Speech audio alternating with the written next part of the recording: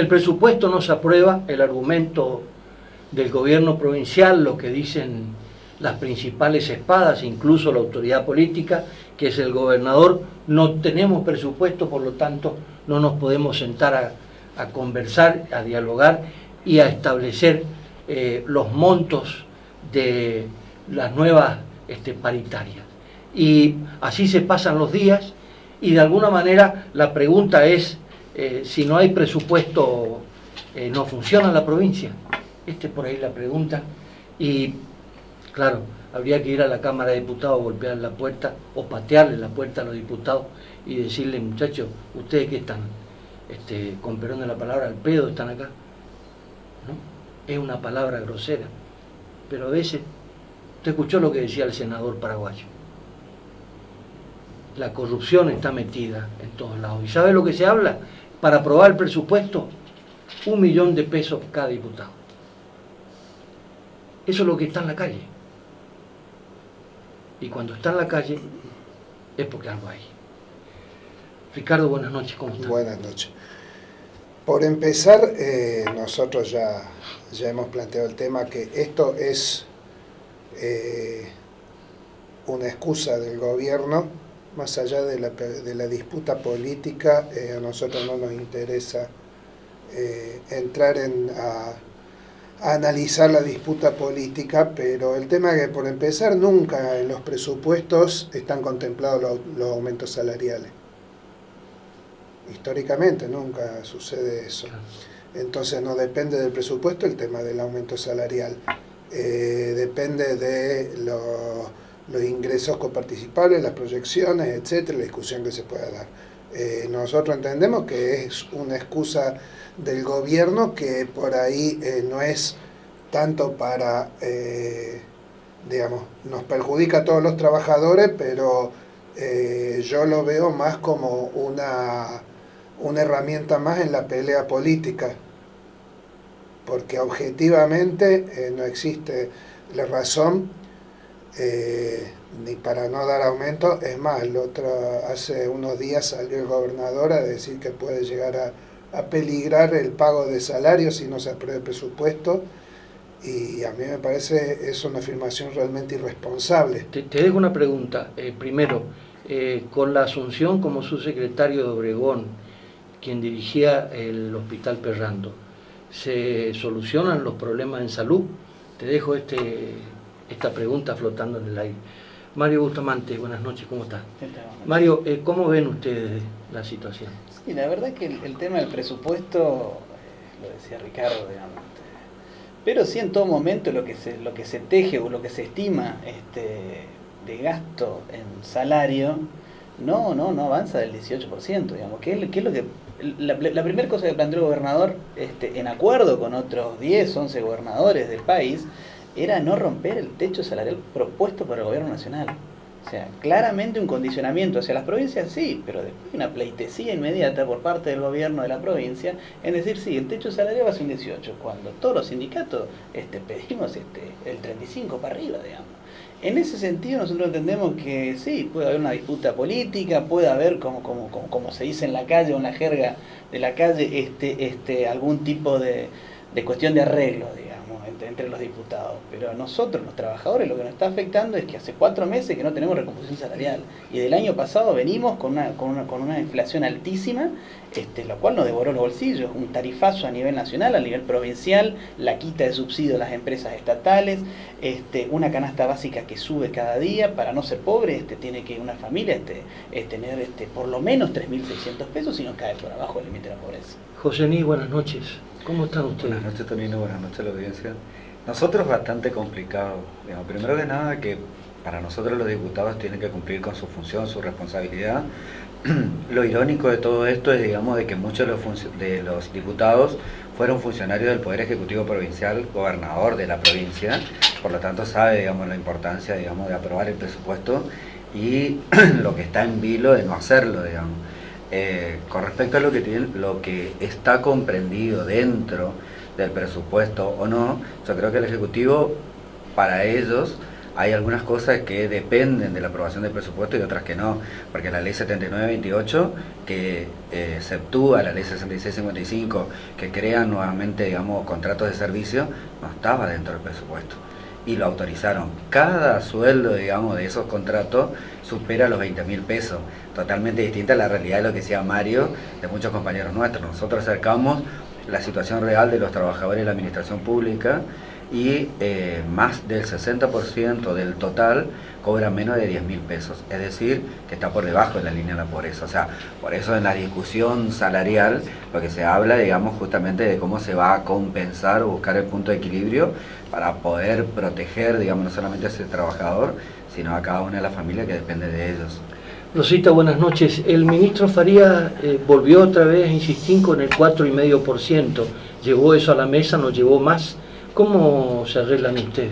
¿Qué tal? Buenas noches, Tonino. Bueno, concretamente en esta reunión del lunes último, lo que hizo el ministro de Educación fue ratificar aquel porcentaje que ofreció ya en oportunidad anterior, del 4,5%, dirigido al valor del punto, al sueldo en blanco, digamos, pero que lo rechazáramos ya oportunamente por insuficiente, absolutamente insuficiente, para la recomposición salarial que venimos reclamando con justa razón de cuánto tiempo a esta parte, con el mes de abril ya avanzado y sin ninguna definición, en definitiva, valga la redundancia. Lo que ha incorporado el gobierno en esta propuesta a los docentes del pasado lunes es pagar a cuenta igualmente, más allá del rechazo por la insuficiencia del porcentaje del 4,5%, pagarlo a cuenta de lo que se discuta, digamos, y surja de esa discusión salarial que viene más que empantanada y lenta, como es de conocimiento público, a partir de los haberes del mes de marzo, que ya los percibimos y que sería en planilla complementaria. Esto obviamente no ayuda ni siquiera a destrabar el conflicto en la coyuntura.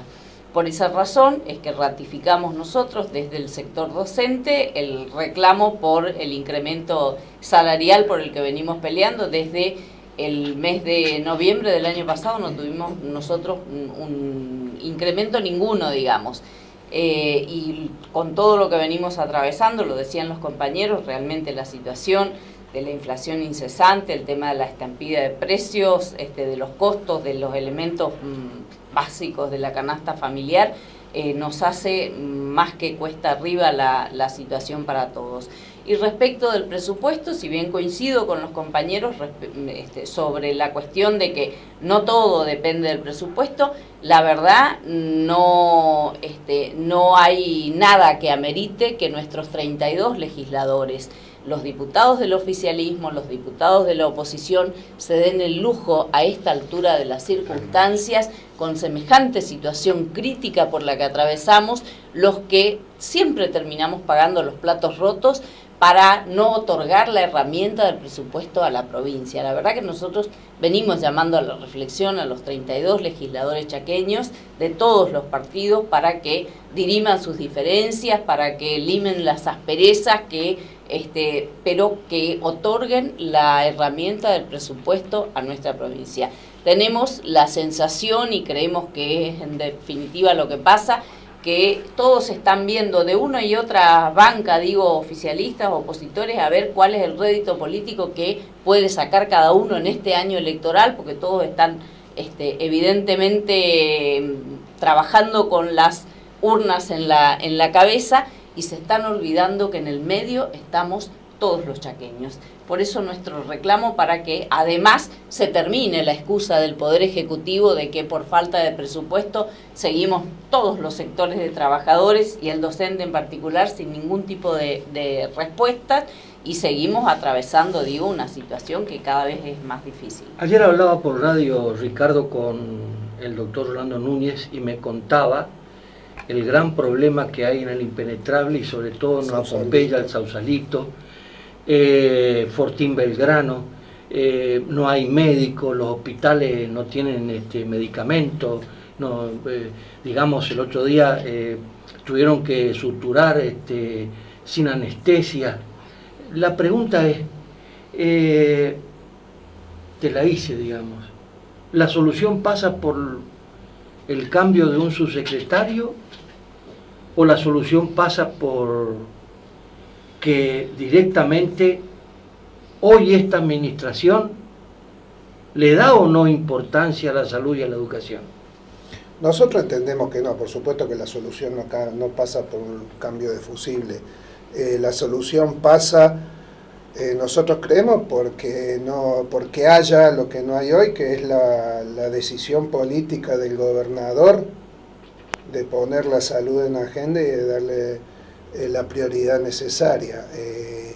Sí, vos plantea el tema, por ejemplo, emblemático el tema del impenetrable Sausalito, donde, como ha pasado en otras ocasiones, en otras administraciones, se intenta ocultar o minimizar el tema, por ejemplo, el tema del Zika, que se está volviendo un problema muy grave.